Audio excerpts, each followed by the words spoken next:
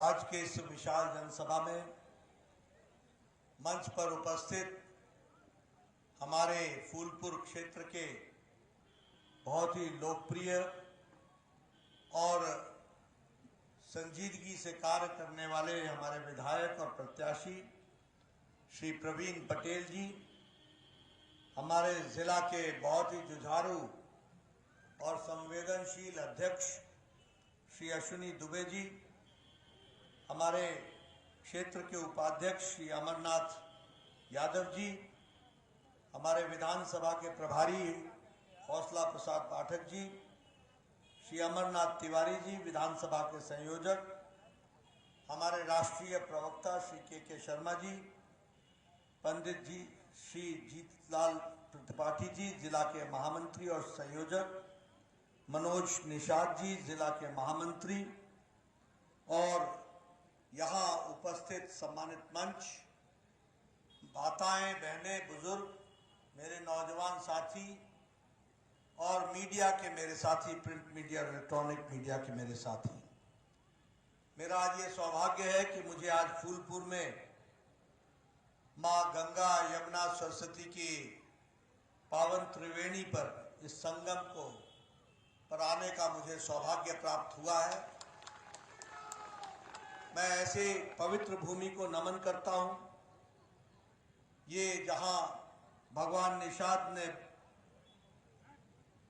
यहाँ भगवान राम के पांव पखारे थे, ऐसे पवित्र भूमि को मैं नमन करता हूं। और साथ ही साथ ये ऋषि दुर्वासा की तपोस्थली है, पवित्र भूमि है। मैं ऐसी पवित्र भूमि को भी नमन करता हूं। ये माँ ऐन्द्री की भूमि है, मैं ऐसी पवित्र भूमि को नमन करता हूं। ये क्रांतिकारियों की भूमि है। यहाँ पर स्वर्गीय मानदत्ता सिंह जी, हमारे शहीद मनीष पांडे जी, शहीद दीनानाथ यादव जी, ऐसे तमाम लोगों को याद करते हुए इस पवित्र भूमि को मैं नमन करके आपके आशीर्वाद लेकर के अपनी बात को प्रारंभ करता हूं। मित्रों, इतनी धूप में, इतनी गर्मी में, इतनी बड़ी संख्या में मेरी माताएं, बहनें, बुजुर्ग, नौजवान साथी यहां उपस्थित हैं और जिस गर्मजोशी के साथ आप तालियों की गड़गड़ाहट से स्वागत कर रहे हैं, उससे मुझे अंदाजा हो जाता है कि आपने प्रवीण पटेल जी को फिर से भेजने का निर्णय ले लिया। मित्रों, प्रवीण पटेल जी को तो आपने भेजने का निर्णय ले लिया, लेकिन प्रवीण पटेल को सिर्फ विधानसभा में विधायक बना करके भेजना, यही आपका और हमारा उद्देश्य नहीं है। मैं सुबह गोरखपुर से चलकर यहां आया हूं तो सिर्फ इसलिए नहीं कि प्रवीण पटेल जी को विधायक बनाना, इसलिए कि इनके माध्यम से आपकी आकांक्षाएं और आशाओं को पूरा करते हुए फूलपुर, उत्तर प्रदेश और भारत की तस्वीर और तकदीर बदलना है, इसलिए मैं आया।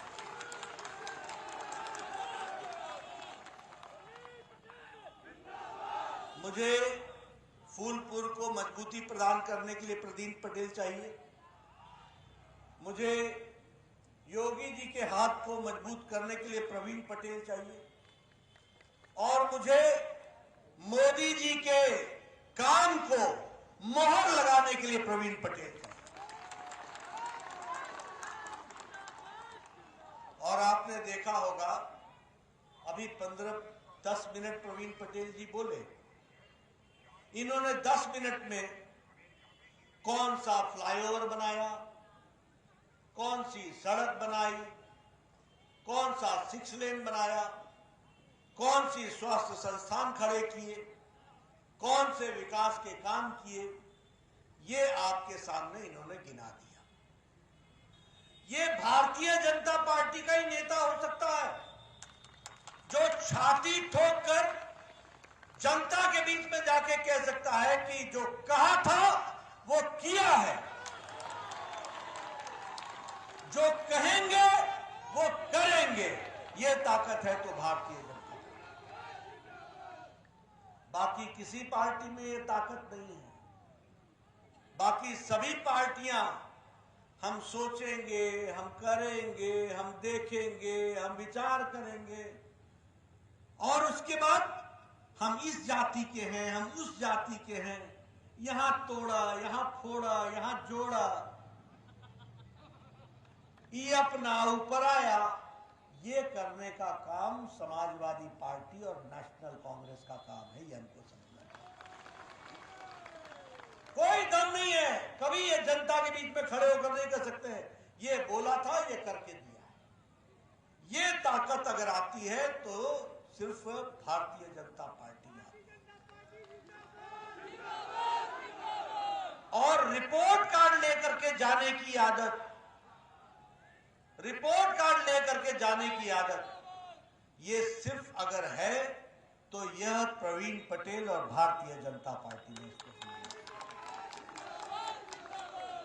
मित्रों, ये आपकी उंगली में बहुत बड़ी ताकत है और भारतीय जनता पार्टी व्यक्ति की नहीं, विचार की पार्टी है। आपने 2019 में अपनी उंगली से कमल का निशान दबाया था और आपने केसरी देवी को यहां से सांसद बनाया था। आपने अपनी उंगली से बटन दबाकर कमल के निशान को वोट दिया था और केसरी देवी ने 6 अगस्त 2019 को पार्लियामेंट में आपके द्वारा दिए गए ताकत से अपनी उंगली दबाकर धारा 370 को धाराशाही कर दिया। यह ताकत आपने दी।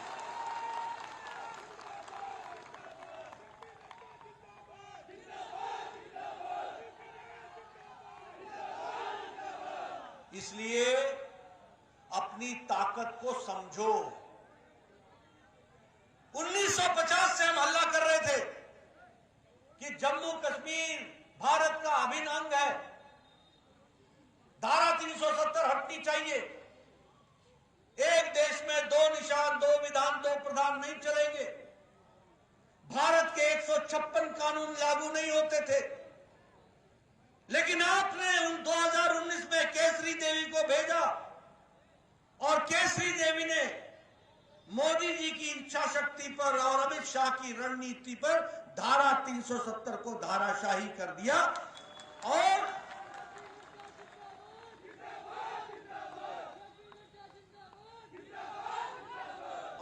भारत के 156 कानून जो जम्मू कश्मीर में लागू नहीं होते थे, उस 156 कानून को अब भारत का जम्मू कश्मीर में लागू हो रहा है। ये हमको समझना है।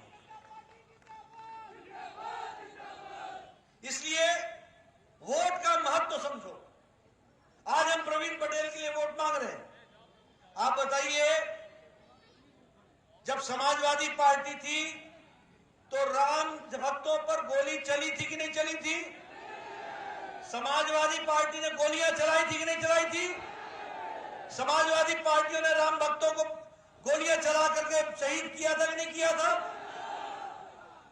कांग्रेस पार्टी के कपिल सिब्बल ने सुप्रीम कोर्ट में सुनवाई को टालने के लिए काम किया था कि नहीं किया था? राम जन्मभूमि को लटकाया था कि नहीं लटकाया था? अटकाया था कि नहीं अटकाया था? भटकाया था कि नहीं भटकाया था? ये अलग बात है कि आजकल वो लटक गए हैं, अटक गए हैं और भटक गए हैं। और मोदी जी की इच्छा शक्ति और सुप्रीम कोर्ट का फैसला, अब वहां पर भव्य राम मंदिर बन रहा है और अयोध्या में भव्य राम मंदिर। मित्रों,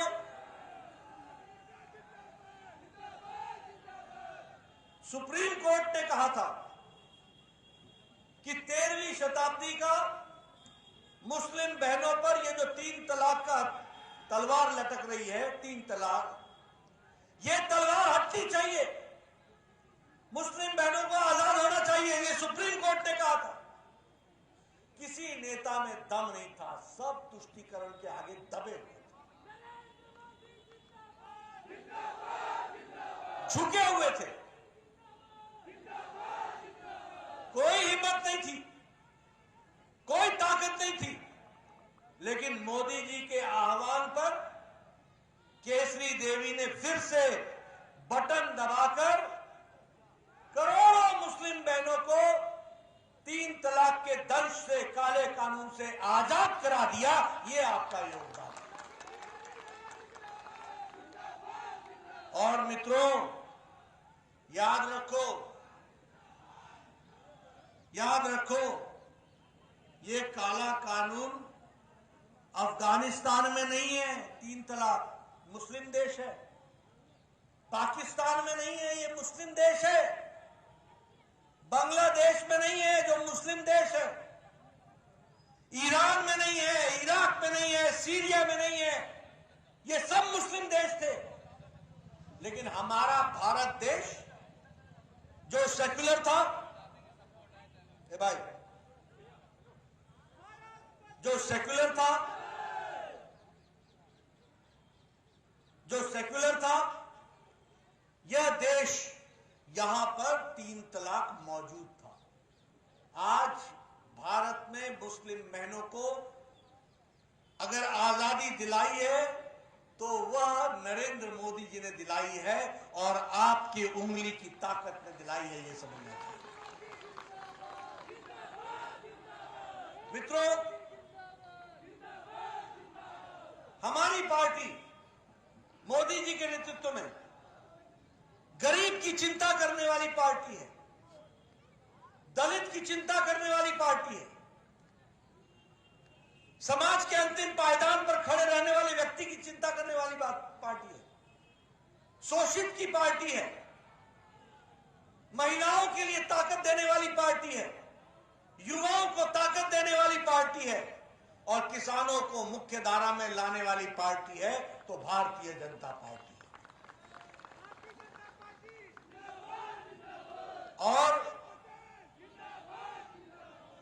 और भैया मेरे 2 मिनट मेरे को सुन लो, फिर बाद में लगाते रहना नारे। और हमारी पार्टी सिर्फ मैं भाषण देने के लिए नहीं कह रहा हूं। आप बताइए, जब कोरोना आया और लॉकडाउन लगा और जब ना पोस्ट ऑफिस खुला था, न पोस्टमैन मिलता था, न बैंक खुला था और न ही कोई और रास्ता था, तब मोदी जी ने जनधन खाते के माध्यम से 20 करोड़ बहनों के खाते में 500 रुपए पहुंचाने का इंतजाम किया। यह है गरीबों की पार्टी। आप बताइए, जब कोरोना आया और पिछली शताब्दी में जब महामारी आई थी, तो उस महामारी में बीमारी से ज्यादा लोग भूखमरी से मर गए थे। लेकिन मोदी जी ने जब से कोरोना आया तब से 80 करोड़ की जनता को 5 किलो गेहूं, 5 किलो चावल, नमक, तेल, चना पहुंचाया कि नहीं पहुंचाया? बहनों, पहुंचाया कि नहीं पहुंचाया? और मोदी जी ने अलग पहुंचाया, योगी जी ने अलग पहुंचाया। यानी डबल इंजन। बोला, नमक मिला कि नहीं मिला? तेल मिला कि नहीं मिला? चना मिली कि नहीं मिली? चावल मिला कि नहीं मिला? गेहूं मिला कि नहीं मिला? यह है गरीब जनता की चिंता करने का। और मोदी जी ने कसम खाई कि कोरोना में कोई भी मेरा भाई, बहन, माता भूखा नहीं सोएगा, उसको परफेक्ट भोजन का इंतजाम किया जाएगा। यह है जिसको हमको समझना चाहिए। आज पिछले 4 साल के अंदर 1 करोड़ 56 लाख पक्के मकान बन चुके हैं। 1,56,00,000 प्रधानमंत्री आवास योजना में बने कि नहीं बने? गांव में पक्के मकान बन रहे हैं कि नहीं बन रहे? और कैसे मकान है? रसोई घर अलग, उसमें गैस का चूल्हा अलग, उसमें गैस का सिलेंडर अलग, इज्जत घर अलग, शौचालय अलग, सोने के लिए कमरा अलग, बाहर अहाता अलग। और घर का मालिक मालिक नहीं होगा, घर का मालिक मालकिन होगी, महिला सशक्तिकरण होगा।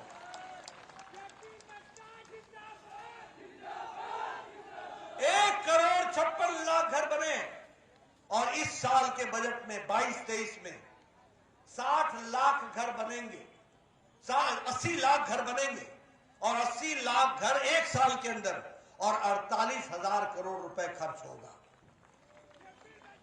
एक साल के अंदर 3,82,00,000 घरों में नल होगा, नल में जल होगा, जल स्वच्छ होगा और घर में पीने का पानी मिलेगा और इस पर 60,000 करोड़ रुपए खर्च होंगे। इसीलिए प्रधानमंत्री आवास योजना हो, प्रधानमंत्री गरीब कल्याण अन्न योजना हो, आप बताइए किसान के हर 3 महीना पर 2,000 रुपया मिला था कि ना? मिला था कि ना? हर 2 महीने, हर 3 महीने पर 2,000 रुपए। कितना खर्च किया मोदी जी ने? लोग बोलते हैं किसान नेता, किसान नेता। सारे किसान नेता फर्जी नेता निकले। ये मोदी जी है जो किसान नेता है, जिन्होंने 10 करोड़ 50 लाख किसानों के खाते में 180 लाख करोड़ पहुंचा करके 10 करोड़ 50 लाखों को 10 किस्त में पैसा दिया। ये ध्यान में रखो, ये ध्यान में रखो किसान नेता की दृष्टि से। आप बताइए, ये प्रवीण जी 3 बार के विधायक हैं। ये पहले आते थे और मुख्यमंत्री के पास जाते थे, बोलते थे गरीब आदमी है, इसका दिल का ऑपरेशन होना है, ये गरीब आदमी है, इसका किडनी का ऑपरेशन होना है, इसको 2 लाख दे दीजिए, 1 लाख दे दीजिए। कहते थे कि नहीं कहते? 10 एप्लीकेशन लगाते थे, 5 में होता था, 5 में नहीं होता। मोदी जी ने आयुष्मान भारत, दुनिया का सबसे बड़ा गरीब के स्वास्थ्य की चिंता की और मुझे खुशी है भैया, मेरे आपका जोश और मेरा होश एक साथ चले।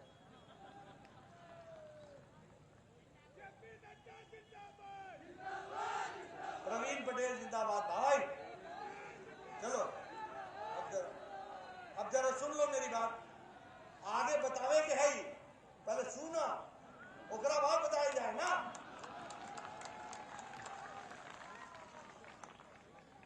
बुझलेगी ना? तो जरा शांत रह जाए, हमारा बात इत्मीनान से सुनल जाए। तो मैं ये कह रहा था, आयुष्मान भारत दुनिया का सबसे बड़ा गरीब आदमियों को हेल्थ का कवर देना। 50 करोड़ लोग, 10 करोड़ 74 लाख परिवार हर साल गंभीर बीमारियों के इलाज के लिए मोदी जी 5 लाख रुपए दे रहे हैं प्रति परिवार।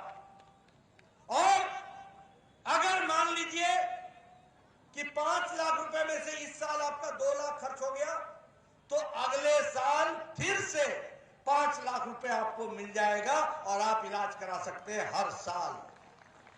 2.5 करोड़ लोगों ने पिछले 4 साल में इलाज कराया। 2.5 करोड़, सबसे बड़ा गंभीर बीमारी के इलाज के लिए आयुष्मान भारत। बताइए, इसमें गरीब की सेवा हो रही है कि नहीं हो रही है? गरीब की सेवा हो रही है कि नहीं हो रही है? और कैसे लोग हैं, कौन लोग हैं इसमें? रेडी वाला, रिक्शा वाला, फेड़ी वाला, ठेला वाला, सब्जी वाला, बाल काटने वाला, taxi driver, auto rickshaw driver, ये गरीब लोग, लिफ्टमैन, ये होटल में काम करने वाला वेटर, ये कूड़ेदान से प्लास्टिक इकट्ठे करने वाला व्यक्ति, ऐसे गरीब आदमियों को मोदी जी ने साल में गंभीर इलाज के लिए 5 लाख रुपए का इंतजाम किया।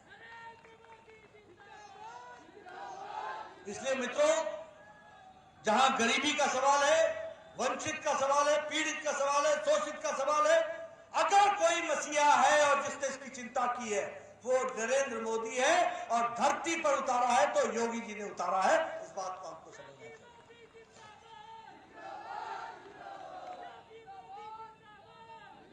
बताइए, आजकल सड़कों का जाल बिछा है कि नहीं बिछा है?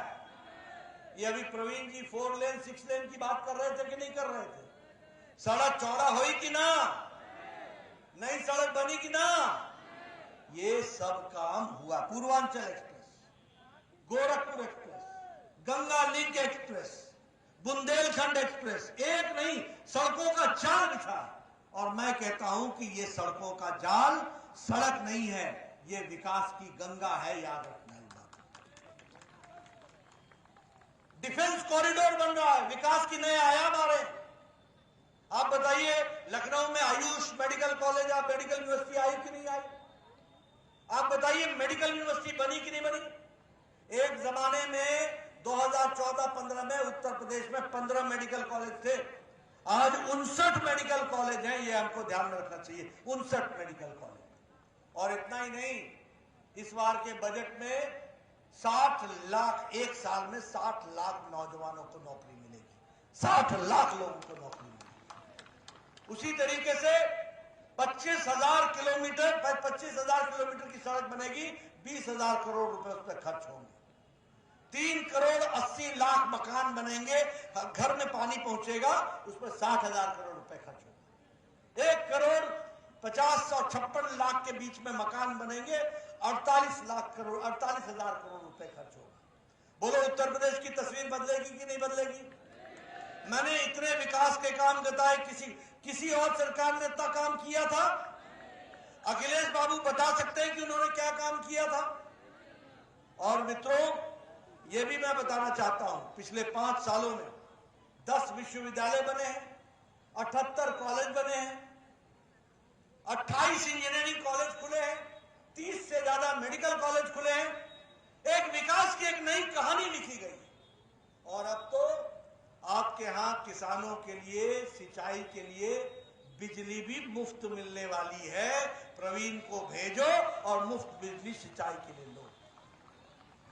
यही नहीं, बहनों के लिए, जो पढ़ने लिखने वाली बहनें हैं, उनको कॉलेज जाने के लिए, इंटर कॉलेज जाने के लिए और कॉलेज जाने के लिए मोपेड मिलेगा और स्कूटी मिलेगी, ताकि हमारी बहन इज्जत के साथ जा सके। ये व्यवस्था हो।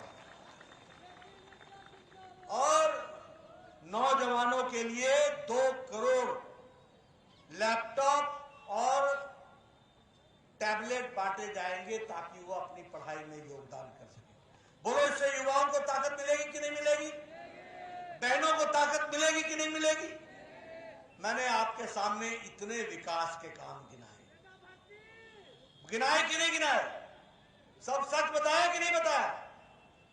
अब आप बताइए, यही इलाका था ना जहां माफिया राज दंदनाता था 5 साल पहले? मैं गलत तो नहीं बोल रहा हूं?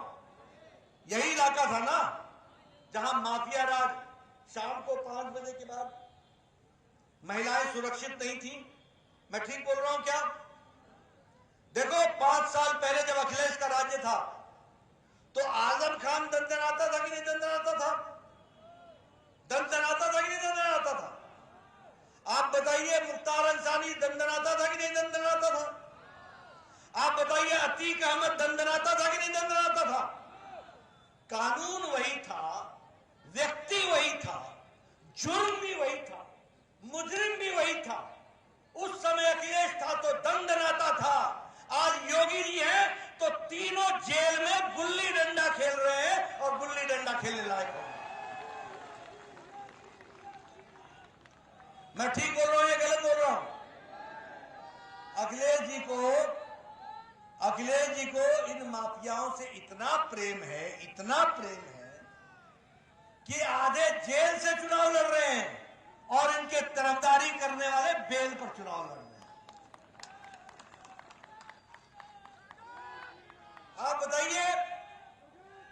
आप बताइए, अखिलेश जी के जमाने में 200 दंगे हुए उत्तर प्रदेश में कि नहीं हुए? 200 दंगे। 300 बार कर्फ्यू लगा कि नहीं लगा? बहु बेटियों को चलना मुश्किल था कि नहीं था? बहु बेटियों की इज्जत मुसीबत में थी कि नहीं थी? आज योगी जी के राज में बहु बेटियां सुरक्षित है कि नहीं है? गुंडे जेल के अंदर है कि नहीं है?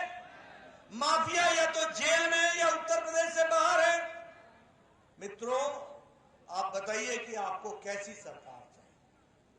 आपको गुंडों की सरकार चाहिए या माफियाओं को समाप्त करने वाली सरकार चाहिए? अगर आपको माफिया को समाप्त करने वाली सरकार चाहिए, योगी जी की सरकार चाहिए, तो कमल के निशान पर वोट डालिए। एक तरफ विकास है, दूसरी तरफ अखिलेश जी का विनाश है। आप समझिए विनाश है। और मैं कहने के लिए नहीं कह रहा हूं सिर्फ।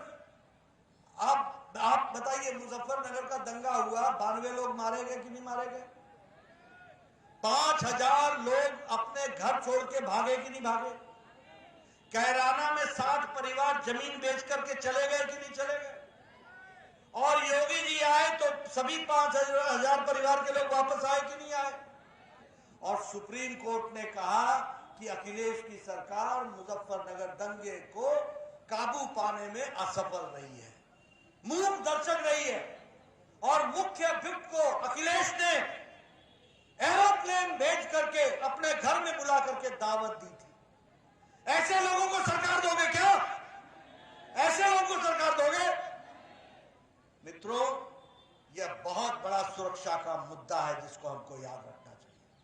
और मैं यहां पर आपके सामने कुछ तथ्य रखना चाहता हूं, और मैं चाहूंगा मीडिया के साथी मेरी बातों को डेट सहित नोट कर लें।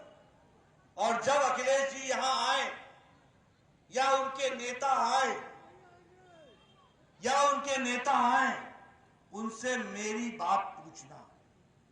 मैं उदाहरण देना चाहता हूं। गोलघर गोरखपुर में 22 मई 2007 को एक साथ 3 बम ब्लास्ट हुआ था। गोरखपुर में एक बम ब्लास्ट हुआ था बलदेव प्लाजा में, एक हुआ था गणेश चौराहा पर, और एक हुआ था जलकल बिल्डिंग में। 15 लोग मारे गए और लगभग 50 लोग घायल हुए थे। इस घटना के बाद इंडियन मुजाहिदीन ने यह दावा किया कि उन्होंने ये बम ब्लास्ट किया है, और इसमें साथ साथ उन्होंने कहा कि जो दशाश्वमेध घाट पर बम ब्लास्ट हुआ था, जो श्रमजीवी ट्रेन में बम ब्लास्ट हुआ था, जो नई दिल्ली में सरोजनी नगर, गोविंदपुरी और पहाड़गंज में बम ब्लास्ट हुआ था, जो मुंबई के लोकल ट्रेन में बम ब्लास्ट हुआ था, और जो संकट मोचन वाराणसी में बम ब्लास्ट हुआ था, और जो कचहरी में, अयोध्या की कचहरी में, लखनऊ की कचहरी में और वाराणसी के कचहरी में जो बम ब्लास्ट हुआ था, इन सब का बम ब्लास्ट की जिम्मेवारी इंडियन मुजाहिदीन लेती है। और यूपी के स्पेशल टास्क फोर्स ने 2 लोगों को पकड़ा था। 2 लोगों का नाम था, एक का नाम था हाकिम तारिक कासिम और दूसरे का नाम था खालिद मुजाहिद। एक आजमगढ़ का रहने वाला था और एक जौनपुर का रहने वाला था। और आपको जान करके आश्चर्य होगा कि 2012 को जब अखिलेश जी मुख्यमंत्री बने तो 26 अप्रैल 2012 को अखिलेश जी ने तारिक कासिम के खिलाफ और खालिद मुजाहिद के खिलाफ केस को विड्रॉ कर लिया और कहा कि सामाजिक सौहार्द रखने के लिए मैं ये केस विड्रॉ करता हूं। यानी आतंकवादियों को छोड़ देना और सामाजिक सौहार्द बताना, ये अखिलेश जी की फितरत थी। और इलाहाबाद हाईकोर्ट ने कहा कि आप ये केस वापस नहीं ले सकते हो। केस चला और गोरखपुर के स्पेशल कोर्ट ने 4 जिंदगियों तक आजीवन कारावास तारिक कासिम को सुनाया। ये हम आपको बताना चाहते हैं। लेकिन मैं पूछना चाहता हूं, क्या ऐसे अखिलेश, देखो आप तो किसान हो, चावल के एक दाने से चावल की किस्म पहचान लेते हो। ये राजनीति में राजनीतिक हरकत से राजनीति का चरित्र नहीं पहचानते हो। कैसा चरित्र है उनका? वो साफ साफ आतंकवादियों के साथ खड़े हैं। साफ मेरा आरोप है और मैंने तथ्यों के साथ आरोप लगाया है।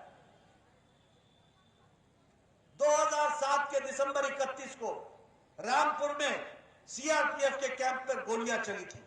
7 जवान मारे गए थे। 7 परिवार की माताएं विधवा हुई। 7 माताएं जो थी उनकी कोख सूनी हो गई, बहनों की विधवा हो गई, बच्चे अनाथ हो गए। 7 सिपाही मारे गए। उसमें पकड़ा गया शहाबुद्दीन, इंडियन मुजाहिदीन का commander in chief.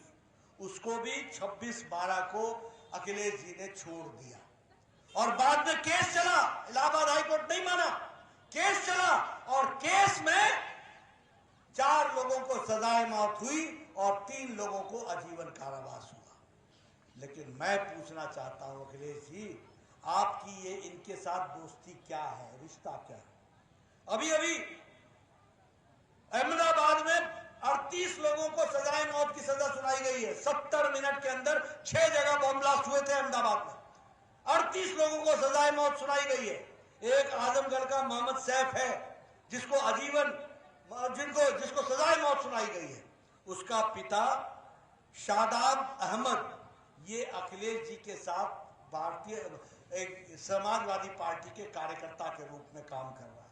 Akhilesh ji, आपको ये आतंकवादियों से इतना प्रेम क्यों है? ये आपका ऐसा चेहरा क्यों है? आप बताइए, ऐसी समाजवादी पार्टी को आप समर्थन देंगे क्या? आप ऐसे अखिलेश को समर्थन देंगे क्या? आप माताएं बहनों की सुरक्षा की चिंता करेंगे कि नहीं करेंगे? आप इन आतंकवादियों को जेल में भेजेंगे कि नहीं भेजेंगे?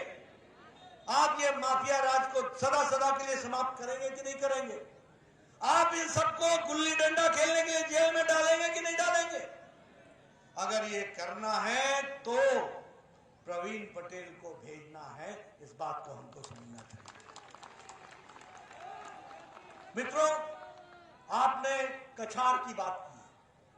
मैं कहना चाहूंगा, इस बार के बजट में आदरणीय मोदी जी ने तय किया है कि जितने भी गंगा की पट्टी है उसके 5 किलोमीटर गंगा से लेकर के इधर और गंगा से लेकर के उधर दोनों तरफ जैविक खेती होगी और उसके लिए तमाम व्यवस्था की जाएगी और कछार का भी उसी में भला होगा। इस बात को हमको समझना चाहिए।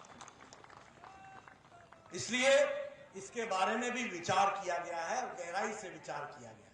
मैं आपसे निवेदन करने आया कि आप अपना समर्थन प्रवीण पटेल जी को दीजिए। बोलिए, प्रवीण पटेल जी को आप भेजेंगे ना? लाइसेंस इनका रिन्यू करेंगे ना? रिन्यू करेंगे ना? आप इनका लाइसेंस रिन्यू करेंगे, ये फूलपुर को नई दृष्टि और नई दिशा लेकर के काम में जुटेंगे। इसलिए मित्रों, ज्यादा गर्मी में आपका समय न लेता हुआ एक बार पुनः आपसे मैं यही निवेदन करने आया हूं। गरीबों की चिंता करने वाली पार्टी भारतीय जनता पार्टी, आपको सुरक्षा देने वाली पार्टी भारतीय जनता पार्टी, देश को आगे ले जाने वाली पार्टी भारतीय जनता पार्टी, और यह सब कुछ मोदी जी के आशीर्वाद से योगी जी के द्वारा उत्तर प्रदेश में होगा और मोदी जी के द्वारा देश में होगा। इन्हीं शब्दों के साथ बहुत बहुत धन्यवाद। जय भारत, जय उत्तर प्रदेश, जय फूल। बहुत बहुत धन्यवाद राष्ट्रीय अध्यक्ष जी। अभी सभा की अध्यक्षता कर रहे हैं तिलक इंटर कॉलेज कोटवा के प्रधानाचार्य आदरणीय रमेश शुक्ला जी से निवेदन करेंगे उपस्थित कार्यकर्ताओं का धन्यवाद ज्ञापित करके सभा का समापन करें।